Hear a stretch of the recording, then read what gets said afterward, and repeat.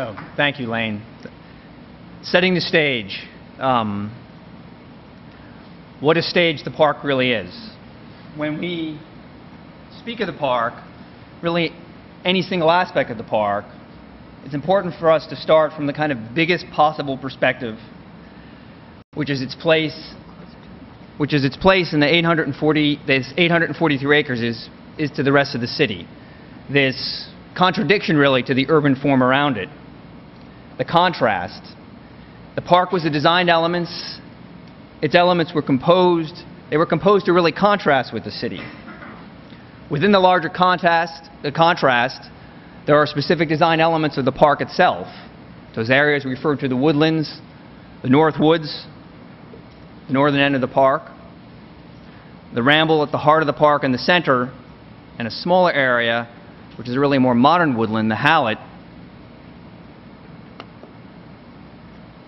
are distinct elements of this broader composition, really a landscape type, that provide a scenic experience that in itself contrasts with the other elements of the park. Now, when we think of woodlands, many of us who are familiar with the woodlands, it's evocative. It's evocative of a dense canopy, a dense shrub layer, winding path and intimacy. It's sensory, running water, the noise. The architecture and site furnishings are rustic to complement that landscape and that experience. And of course, the wildlife that comes with that. All of that, both natural and designed, set up that contrast with the urban around us. And that by no means is any accident. That was the exact objective of building the park. What we know is the park today really does not have any resemblance to the landscape pre-park. In fact, Moses noted that the land of the park was really most unsuitable for a piece of parkland. But Olmsted and Vaux had a great vision for the park, and they had a kind of singular purpose to it, which was to be a specimen of God's handiwork that shall be inexpensively to really the people of the city what the White Mountains and the Adirondacks were for those in easier circumstances. They realized that through the Greensward Plan, a composition of landscape types to create a varied landscape experiences, evocative, really contrived nature in many respects. They illustrated that in the competition. They really communicated what their landscape effect was, contrasting the existing conditions of the park with an illustration of what that landscape effect was. And the actual connection is to the paintings of the Hudson River School, composed illustrations of the landscape. The meadow, this is the sheep meadow, really became something we kind of very quickly kind of established as part of the Olmsted landscape. Although the park was not, New York City was not nearly as developed as it is today, obviously, sheep were still not part of the normal urban fabric. It was to provide a sense of ruralification that didn't even exist in the park at the time. This piece of land, as Olmsted and Vaux said, the inconsistencies in the land really offered the constant suggestion to the imagination of an unlimited range of rural conditions, and they wanted to pack all that into the park.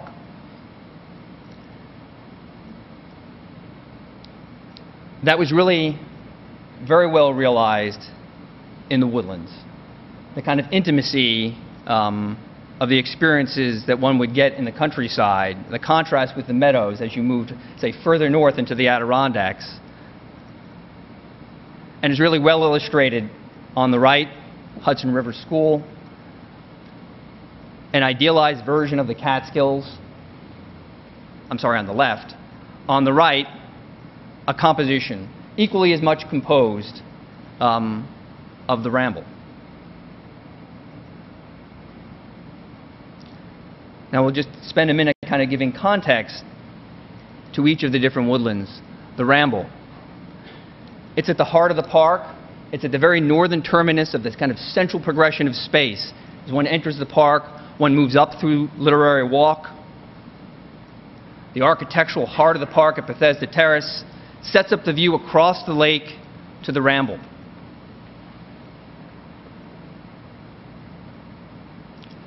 This is a fascinating shot for us as we go through the history of the park. You really get a sense of the direct visual connection and how open the woodlands were. Now, granted, this is an early shot, and you could tell the size of the canopy is not fully mature, but you can see by design they had open space. But even within the context of the ramble landscapes, of the woodland landscapes, there was contrast. There were specific thresholds to the landscape. Bow Bridge, from Bethesda Terrace across, and then on the northern end of the ramble on the west side, Oakbridge. Each of those setting up a threshold, really a design threshold from landscape type to a landscape type. A cue to the people using it that you were entering a different type of space, a different experience. And then just some shots of the kind of rustic quality of the ramble.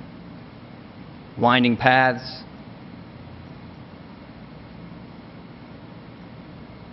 Use not unlike what you would see today. Rustic architecture. You can see the richness of the plants palette. Olmsted actually had a vision of kind of a tropical effect.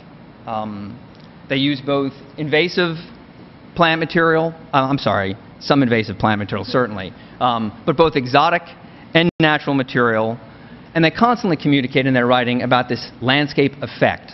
It was to create a sense of emotion.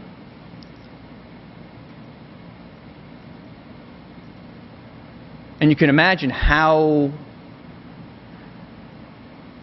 different the spaces would have felt compared to what most people were accustomed to in the south end of the island as they made their journey up. The Gill, a water body created, starts really at the central. Olmsted and Vaux used their technology of the day. They were actually very forward-thinking in their landscape construction. The Gill is a man-made water body. Everything in the ramble is composed like everything in the park is composed. There's literally a water pipe beneath a rock that flows into the Gill. The Gill flows across and empties out into the lake. And the lush vegetation, creating textures, a sense of mystery. This is the cave. As they began to clear the land for the park, they uncovered a cave, in fact, that they created an opening on both sides. The scale of the architecture kind of sets up an experience in itself. Rustic structures and site furnishings set up cued moments within the landscape to experience it. Particular views were highlighted. Not a single aspect of what was designed and built was accidental.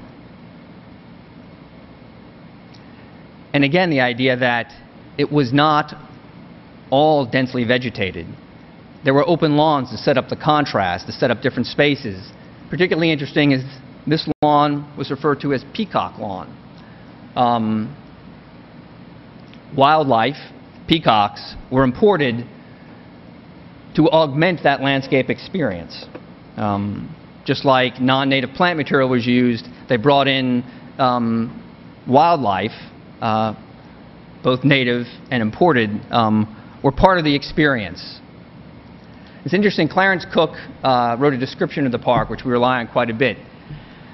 And he interestingly points out that the design for the ramble, the execution, that the commissioners, he was thankful that the commissioners had not been content with merely letting alone. He was thankful that they actually allowed Olmsted and Vaux to fully engage the landscape and create it. For the ramble is almost every square foot of it purely artificial, a piece of landscape gardening. birding and the use of the landscape, that experience of experiencing nature right from the beginning. These are actually both a publication that came out annually. The Birds of the Calendar is essentially the 19th century version of the binder in the boathouse. And Field and Stream published in the New York Times a listing of birds sighted. But that landscape was very fragile. As we approach the 20th century, you can really see the lushness of the landscape becomes kind of vulnerable.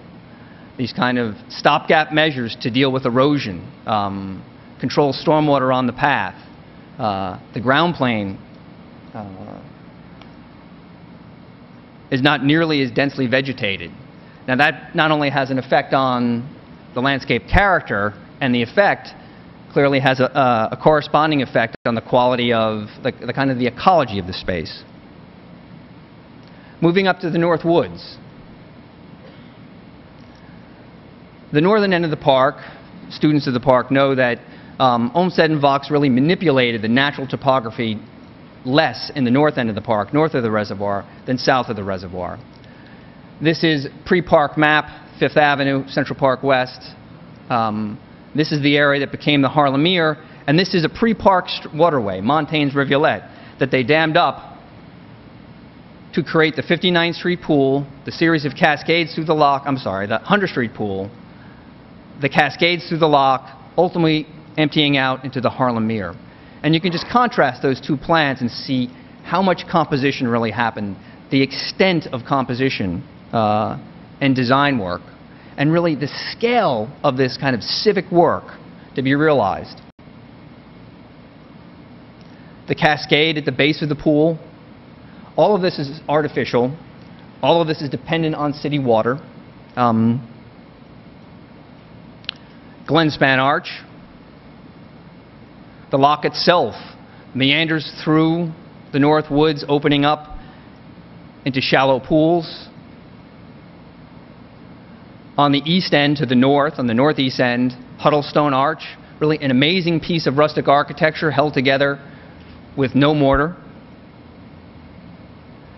which ultimately led out onto the Harlem Ear. This is the Harlem Ear and the kind of flats of Harlem. We'll see some kind of alarming slides of what's in this landscape today. And the North Woods, like the Ramble, kind of suffered from its time. You can see the beginning of desire lines through the landscape, and a real decline in the kind of vigorousness, the health of the landscape itself. So Moses comes around 1930s and really inherits a rather fragile park, a park that, in fact, was in a serious state of decline. Herman Merkel, the landscape architect, had been brought in and consulted with what should we do about the park, and really communicates a sense of alarm that Moses picks up on, and implements a series of projects. Interestingly, as it relates to the woodlands, one of his first acts is to set aside 3 bird sanctuaries. The Point in the Ramble, the area known as the Forts on the north end of the park adjacent to the Harlem Ear, and the area that is now known as the Hallett Nature Sanctuary. It's a small promontory of land on the north side of the 59th Street Pond. Those plans really kind of keep people out of the landscape, so to speak, while he can develop a plan of attack on how to address the decline. And he addressed the decline in a typically Moses way. He proposes, go back to this slide, he proposes a massive recreation center in the center of the Ramble. This black line is the fence to fence it off. And immediately the idea is met with controversy. Bird lovers balk at Moses' project.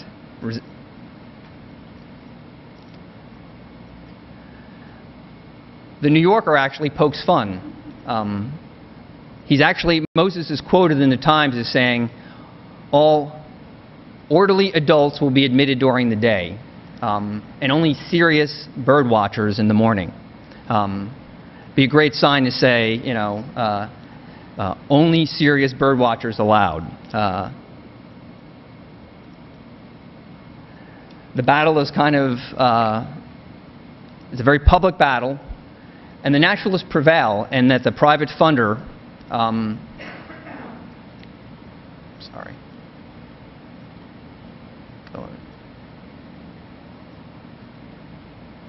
the private funder removes their gift, and the birders essentially and the advocates for the landscape prevail. Interestingly, the response was that the city made a significant investment in the ramble and began to fix it up. They're restoring it to pristine wild charm. Interesting line. And this is a point in time where you begin to see some of the rustic quality begins to get stripped away. Welcomed improvements, certainly, but you can, not a rustic roof, the nature of the railings. And Moses' plans continue to get implemented. This is, by this point, he's not. The Lasker Foundation actually proposes, with a new administration, a project in the North Woods. This is Huddlestone Arch here, and this is the outlet of the lock at the Harlem Ear. A massive pool facility is built and opened in 1966. Really, the value of the complexity of the landscape gives way to the value of recreation and purpose-built recreation facilities. It's kind of an ominous time for the park. The park was into serious decline. It's no longer just fragile. It's crisis. These are from the late 60s. This is Bank Rock Bay. The original bridge had been replaced several times. Literally, the water bodies are choked. Drinking fountains, shopping carts, eutrophication.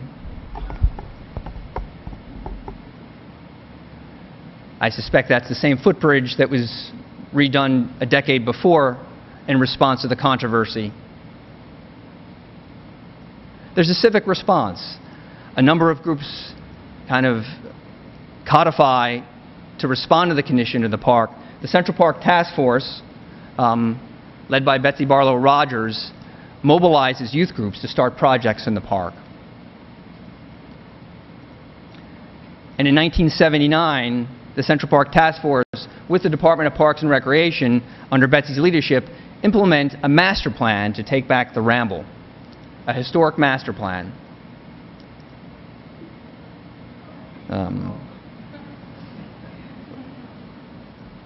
I'll have to speak faster, perhaps.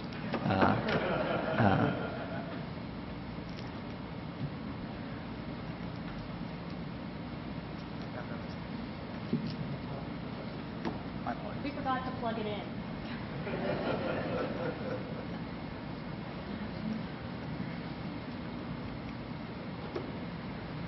The master planning team goes through an extensive analysis of the historic resources, the natural resources, and quite importantly, they engage users of the park in this master plan. Birders, other constituent groups who actively use the landscape. It's interesting, and it's interesting in our work at the Conservancy, there are user groups, people never stopped using the park. There was a concern about the park, joggers, birders. The park, despite its incredible decline, there were well-established user groups that had an interest in the park. And they proposed a series of responses to that. Restoring the rustic elements, selective removal of trees to restore both views and a sense of open space, dealing with erosion and ground story plantings. And then in 1979, the task force, Betsy Barlow Rogers is appointed by Gordon Davis, the Central Park Administrator. 1980, the Central Park Conservancy is formed. And they implement a project at the Point. Now, this is one of the areas that were designated by by Moses as a bird sanctuary, and the fence had been taken down at some point. And the idea was to take back the Point, remove the asphalt path, put in something that was more appropriate to the landscape, remove some of the incredibly dense vegetation to establish a view, this important historic view, to Bethesda Terrace. That's a shot of Jerry Weinstein, the horticulturist for the Conservancy, and Bruce Kelly. And the project was implemented, restoring the shoreline, the understory vegetation, and kind of taking back this small piece of the ramble. The scope of that, there was some scope creep. And some additional trees were cut down with the idea that they should reestablish a view between Bethesda Terrace and Belvedere Castle. Now this was met with vehement opposition. That community process, those people who had been engaged in the 1979 effort for the master plan had not been consulted on that. And a persimmon tree had been cut down. A persimmon tree that many birders recognize, if it's, it's an unusual tree for the park, a fruiting tree, and a kind of battle line, so to speak, was drawn. It's interesting to note that the community was not necessarily against the projects. They were concerned that there wasn't a plan to deal with maintenance. And there was no community involvement in that. Coming off of that, the Conservancy produced the 1984 master plan, which really outlined a restoration not just for the ramble, but for the entire park. As it related to the ramble and the North Woods and the woodlands, it suggested that the work should be done in consultation with community groups and a professional advisory group. A number of years later, in the latter part of the 1980s, the Conservancy worked with Andrew Pogan Associates to establish working groups and really develop a framework for work in the woodlands. And the outcome of this, most importantly, was work on small projects, convene an advisory council and build consensus, and work incrementally. And that was our approach. By this point, there was a massive problem with mountain biking, off-path walking. The nature of the understory had been completely lost. With volunteer groups, small Conservancy staff, small recuperation projects were implemented, working with youth. Concurrent with that, up in the North Woods, several significant restoration projects were done around the arches. Glenspan and Hunnelsdale Arch had been reconstructed or restored, and some associated work in the lock had been done. But that was really the full scale of the work through the 1990s. The battery is.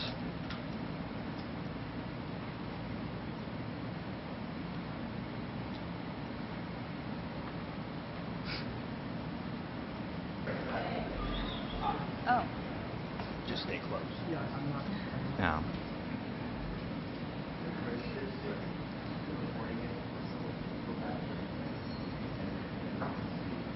Sure. So just to bring everybody back, the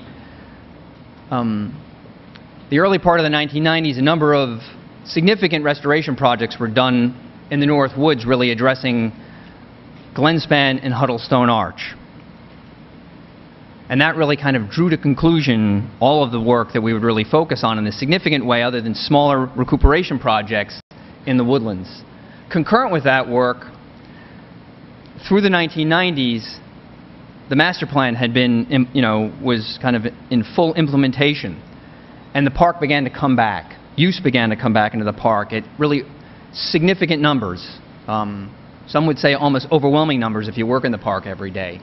And by the late 1990s, the Wonder of New York campaign was implemented, which included the reconstruction of the Great Lawn. Really, at the time, the largest project implemented in the park's reconstruction. This included a reconstruction of Turtle Pond. This is on the north side of the Transverse Road, on the north side of the Ramble, not part of the woodlands proper. This is an interesting project just to kind of pause on, in that it was, as its original configuration, was really not much more than a contained pool. It was a concrete curb with water that had basically filled in with Phragmites and soil from the Great Lawn. The design for the reconstruction was to make it more varied and make it really a transition between the landscape of the Great Lawn and the landscapes of the Ramble. This was a really massive scale project, and it was an opportunity to really demonstrate that large-scale landscape reconstruction could be done to the benefit of the habitat, to the benefit of the ecology. Really setting up, to some degree, future projects in the woodlands at a bigger scale than small-scale recuperations. We received a gift to work in Azalea Pond, which is the head of the Gill, the headwaters of the Gill, removing sediment, revegetating, continuing to work with youth groups. This is a program that we have that really roots, that works with youth to engage them, to educate them about the park, focusing often at the Hallett Nature Sanctuary. This is an area of the park that's actually closed to the public. You can only go in there through led tours. There's a series now of constructed paths, all done with youth and through our program and our staff. And into the early part of the 2000s then, the Conservancy implements its next major capital campaign, which is the reconstruction and restoration of the lake and the first upland path adjacent to the lake in the Ramble. This is the most ambitious project we've implemented to date, the largest reconstruction project, which included work at Bethesda Terrace, the lake proper, and as it relates to the woodlands, capturing this first path all the way around the perimeter. There's an interplay between the water and the landscape, really recapturing those coves that had been silted up, balancing recapturing the coves with maintaining the mudflats for habitat. Through the using the kind of technology of our day, the use of kind of a temporary cofferdam system, we're able to get in, work along the margin without actually removing the majority of water, removing thousands of yards of sediment. This is a historic picture of the cave, what the cave had become, literally entirely silted up.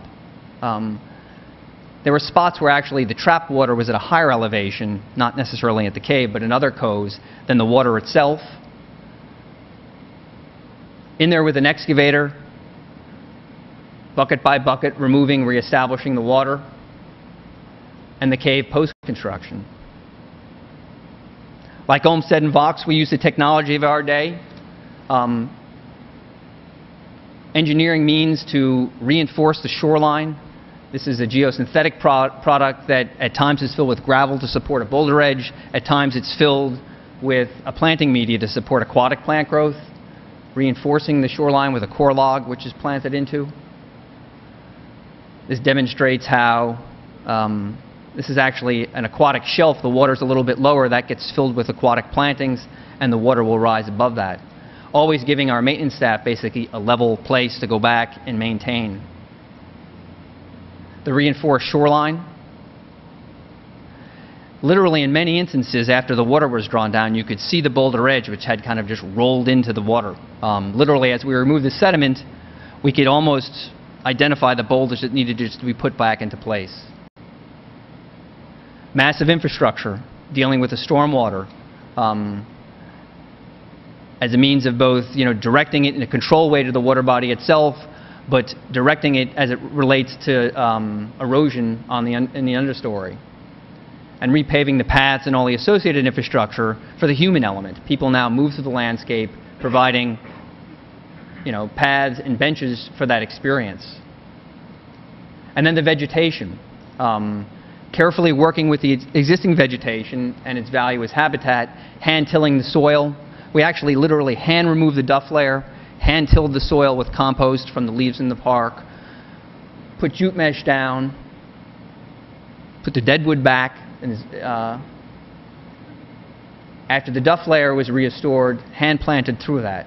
And some shots of the plantings that have grown in with the reinforced shoreline, upland plants, some aquatic plants, and the reconstructed path.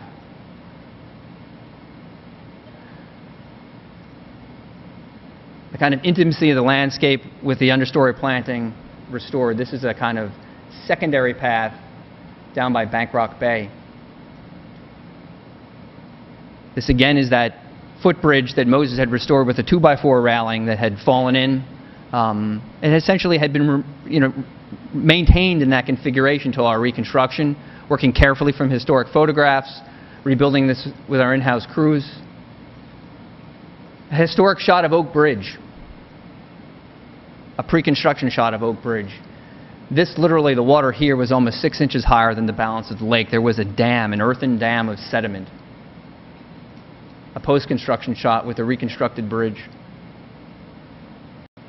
So the woodlands today, I think the woodlands in the context of a restored park, doesn't mean there's no doubt they're wonderful spaces. This is a restored cascade in the North Woods. This is the lock. Very little water in it. Despite the kind of beauty of the landscape, it's not necessarily fully restored. Those open pools have been choked up. Many places through small, careful interventions of our horticulture staff and really robust maintenance effort, the ground plane vegetation has been reestablished.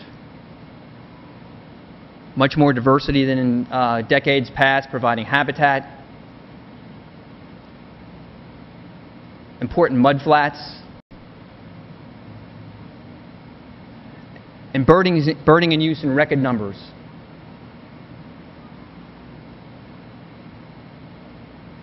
I suppose these qualify as the serious birders that would have been allowed in.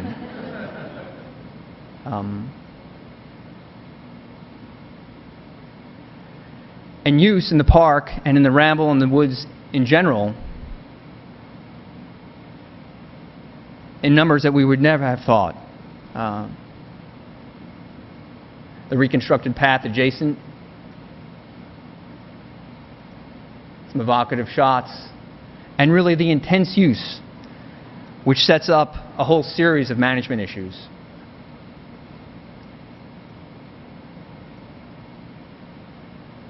I suppose the build it and they will come is very true. How we deal with that is not just a design issue, it's a management issue, a stewardship issue. Our gardeners really taking the baton after a major project is done, putting the plants in place is one thing, getting those plants to establish is an entirely another thing. Dealing with the intense use and the impact of all that use. Really, any key to success on our part is not so much just our design effort, it's really that relationship with our, and our commitment as an organization to the long-term stewardship and the relationship to operating the park. But again, you can see desire lines still exist, the level of compaction with almost no ability to support any ground plane vegetation, offline paths. This is a great illustration. This is the Gill, a section we had restored the area down here, the Gill unrestored. And at times fences are controversial, but you can really see the difference of a fence-protected landscape and a landscape that is not.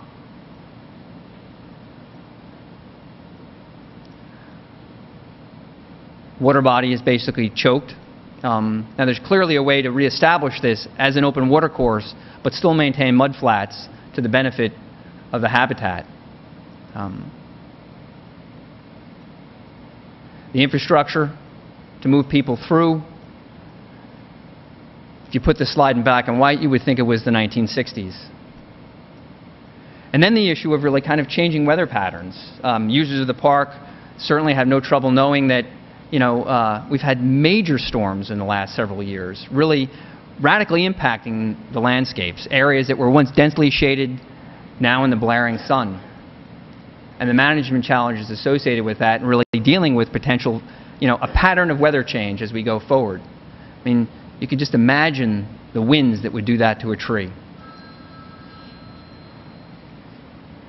This is an area up at the Great Hill, actually so severely impacted by the storm, a microburst, that we actually brought in logging equipment to kind of pull it out and to get a sense of the destruction and how really fragile the park's landscapes are, not just to use, but to the elements in nature itself. And I just wanted to end on, as I turn it over to Charles, a quote from Rene Dubos, a naturalist this was in the foreword of Betsy's first book, The Forests and Wetlands of New York City. While man is all too often a destroyer of the wilderness, he can also shape and restore the natural world, and perhaps even improve in it by giving existential expression to the genius of the place. So, thank you.